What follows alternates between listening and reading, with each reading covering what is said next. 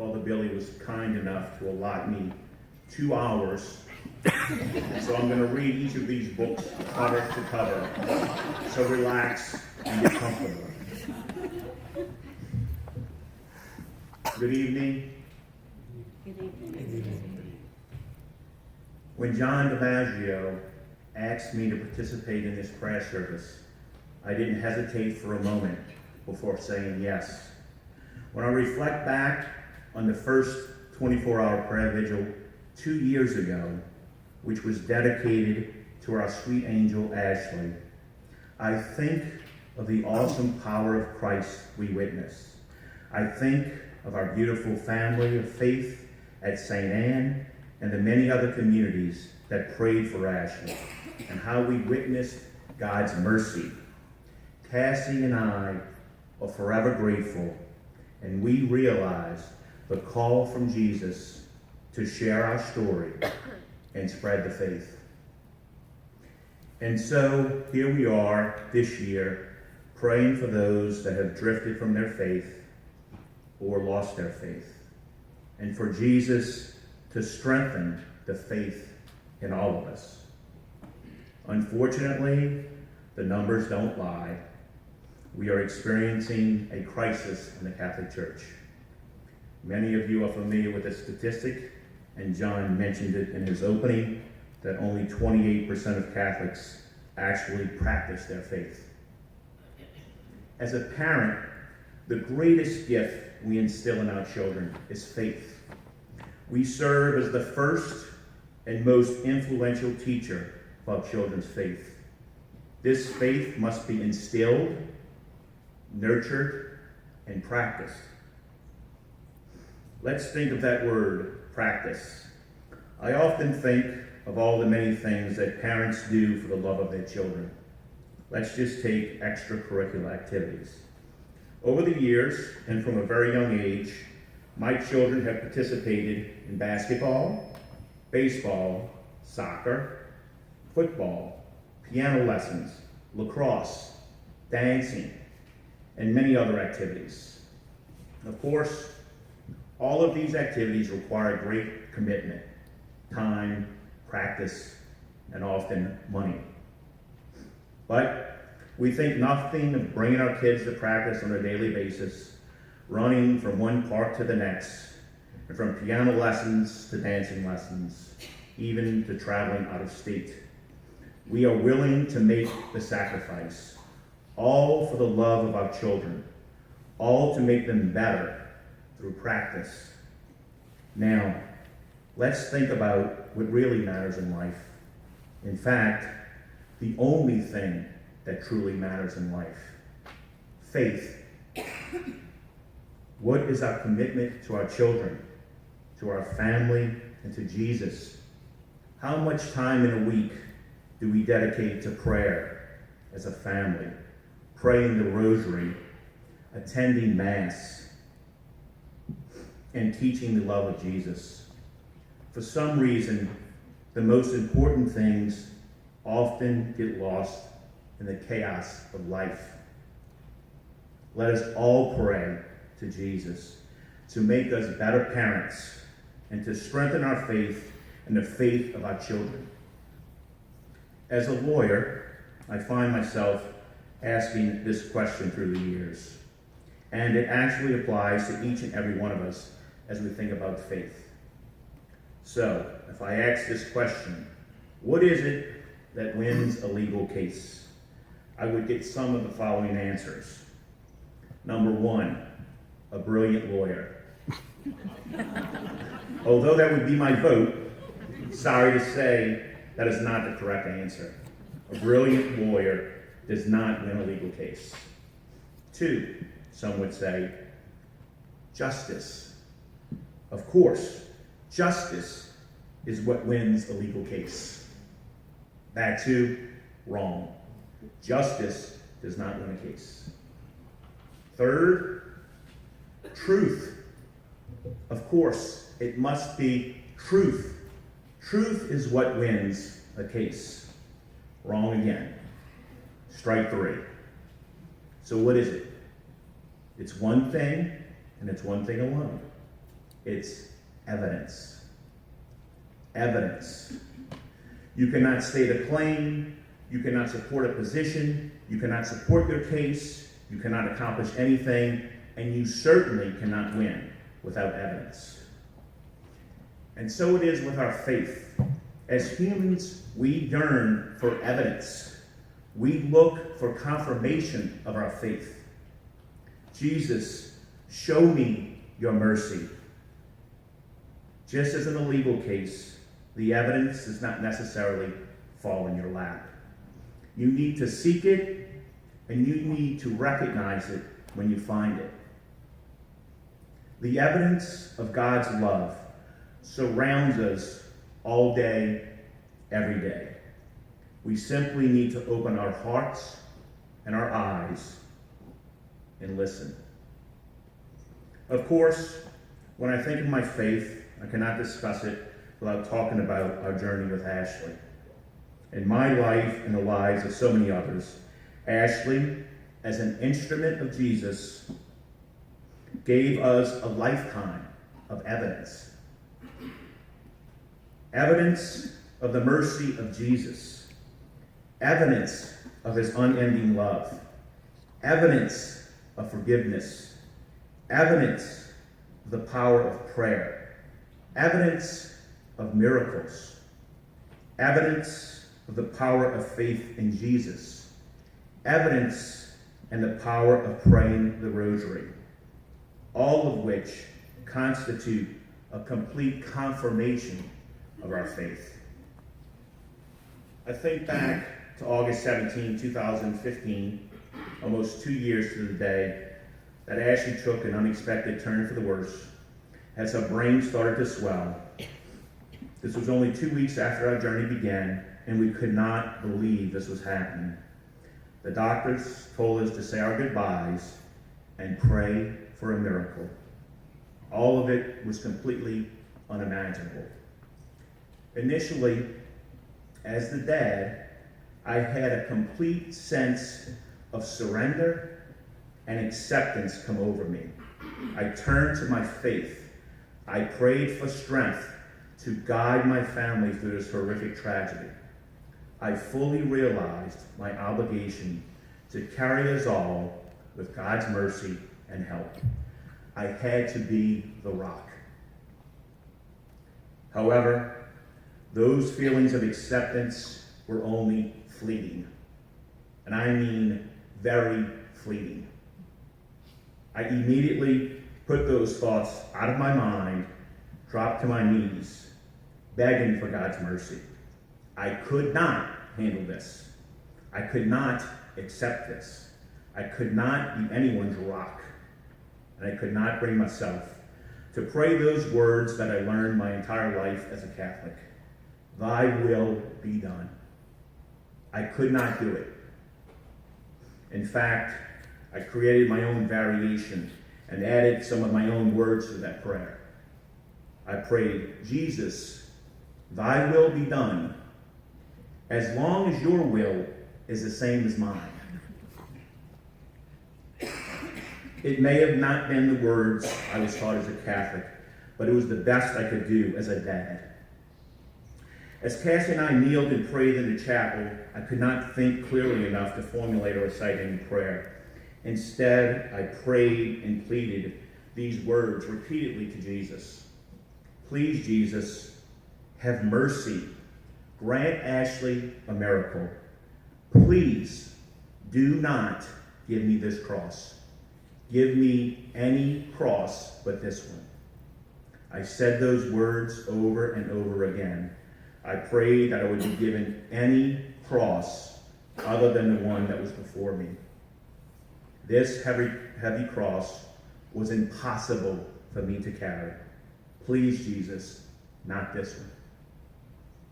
After our call went out for prayer, the world seemed to lift us up. It was as though we could feel every prayer, every rosary, asking for God's mercy and our miracle for Ashley. Please, Jesus, give us more time. And of course, as I stood here nearly 2 years ago at that first 24-hour prayer vigil, Jesus answered our prayers, and Ashley opened her eyes for the first time and responded. And the next morning, before the conclusion of the prayer vigil, Ashley was able to come off of the ventilator. What a beautiful gift we were provided. Such a complete confirmation of our faith and the faith of so many others. Evidence of answered prayers. A miracle before our eyes. One of the many gifts that God has granted through this horrible tragedy is Ashley's example of faith and the incredible call to faith that her journey inspired. When I reflect on that miracle and the year we were given with Ashley, I thought about our family journal. This is a journal that Cassie and I have kept over the years to write down various things that the kids did or said that we found amusing and that we wanted to remember.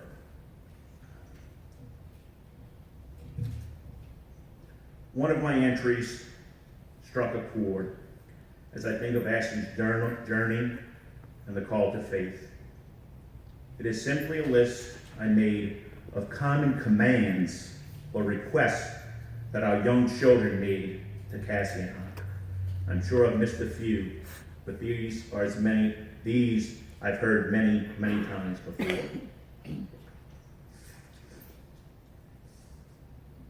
Common commands from our children. Lay with me, carry me, hold me, kiss me, hug me, bathe me, read to me, wipe me, bring me, buckle me, stay with me, throw me, listen to me, watch me, scratch me, chase me, catch me, play with me, dance with me, sit with me, come with me, wait for me, sleep with me, pray with me, help me, follow me, throw with me, come see me, dress me, love me. Of all those many commands, one of them jumps off the page when I think of Ashley. It is a simple one, but so profound. Watch me. Watch me. Looking back, as I was on my knees begging Jesus for a different cross, and explained to him that I could not carry this cross, he granted our miracle, and Ashley spent the next year living her life based on two simple words: watch me. Through her faith and love of Jesus, she was saying to me and so many others, watch me, Daddy. I will show you how to carry your cross. I will show you the mercy of Jesus. I will show you the strength of your faith. Just watch me. And she did over and over again. And God knows Ashley's cross was heavier than mine. The stories of her faith seem to be endless, and we were given so many gifts and have been inspired by her faith throughout the last year, and we continue to be inspired from heaven. I think of the incredible video we found on her phone after she was in heaven. Most of you have probably seen it on Facebook, where she sings these words 3 weeks before she was diagnosed. Quote, "Whatever may pass and whatever lies before me, let me be seen when the evening comes." I think of her special devotion to the Blessed Mother and how she loved to pray the rosary. Cassie and I would pray the rosary with her on the way to her treatments and on the way home.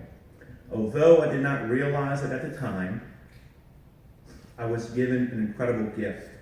Now, every time I pray the rosary, I can hear Ashley's voice clearly in my ear, reciting the prayers along with me. Near the end of Ashley's life here on earth, Cassie turned to me and asked me Do you think God is preparing to welcome Ashley into heaven? She asked herself if they were laying out roses, or are her loved ones waiting for her arrival? Cassie was trying to imagine Ashley's welcome. 2 weeks after Ashley was called to her heavenly home, Cassie and I received a response to those questions in the form of a letter from Father Bro. He was out of town and was not able to attend Ashley's funeral mass here at St. Anne. Although he did not know our conversation and the many questions Cassie had asked about Ashley's arrival into heaven, his letter reads as follows, quote, I write to you to tell you what happened the day of Ashley's funeral. I was vacationing in Kentucky with priest friends, and I arranged with the others before we left to say a mass for the dead the day of Ashley's funeral. We just used the readings of the day for the mass. The following is the song that just happened to be the responsorial song for the day. And the song reads, Hear, O daughter, and see, turn your ear, forget your people and your father's house. So shall the king desire your beauty, and he is your Lord, and you must worship him. All glorious is the king's daughter as she enters. Her raiment is threaded with spun gold. In embroidered apparel, she is born into the king. Behind her, the virgins of her train are brought to you. They are born in with gladness and joy. They enter the palace of the king. The place of your fathers, your sons shall have, and shall make them princes through all of the land. Father Bro concluded his letter with these words.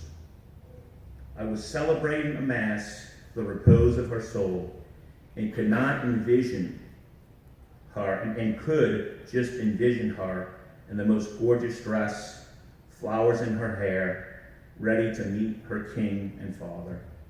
With that, Cassie and I truly believe our questions were answered.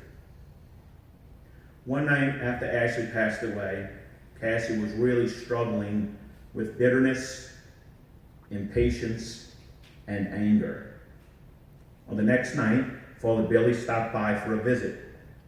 Cassie told Father Billy of her impatience and anger, and they began to discuss some of the writings of Matthew Kelly.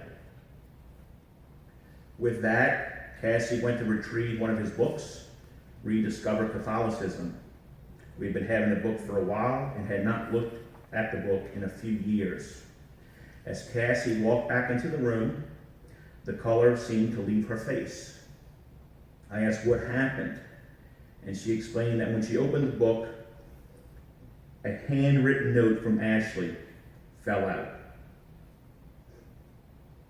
And this is what it reads. Cassandra, my faithful child, please invest some of your many hours of life to read this book of wisdom. I know you need its guidance, especially now that you are overreacting and sending all of your children the message of your impatience. I bless you and ask you to strive not just to ask for the virtue of patience in this time of need, but realize that I am indeed fulfilling your wish. You, my sinful child, are just preoccupied with correcting your faithful children. To realize this, I suggest pages 68 and 82. All of my love, God the Father, speaking through his faithful child, Ashley. By the way, the title of those pages are How to Be the Best Version of Yourself. Just one more sign from our angel in heaven. To strengthen my faith, I also think of Ashley and her confirmation saint, Saint Therese. Like Saint Therese, Ashley believed in doing the little things to be like Christ. In a letter she wrote to herself at the beginning of 10th grade, she states, quote, "I hope you grew in your faith and could see the grace of God everywhere in your life. Be the face of Jesus. A smile can make all the difference in the world. Be the sunshine of people's days. You never know what someone may be going through, so treat them all with kindness." Those simple but powerful words are words to live by and are being inscribed on Ashley's headstone. Be the face of Jesus. After this tragedy, I was concerned with losing my faith or drifting from my faith. However, Ashley's journey and her suffering has actually deepened and enriched my faith. As Cassie has reminded me, to turn away from my faith is to turn away from my sweet Ashley. We have been comforted by so many people expressing deepening of faith, of return to prayer and to church. Jesus used Ashley as his instrument to call so many to faith. We have received countless cards and letters telling us how Ashley's journey of faith has inspired them, how so many returned to prayer and to Mass, how people were praying the rosary for the first time in many years, how families were returning to weekly Mass. I was especially touched by a mom that explained to me that her teenage son had all but lost his faith, and he was on his way to atheism. However, through the grace of God and Ashley's example, he witnessed the power of prayer and returned to his Catholic faith. It's stories like these and so many others that give us comfort in our time of grief and suffering. At the end of Ashley's life here on earth, she was completely unresponsive. She did not open her eyes and was resting comfortably in bed at home.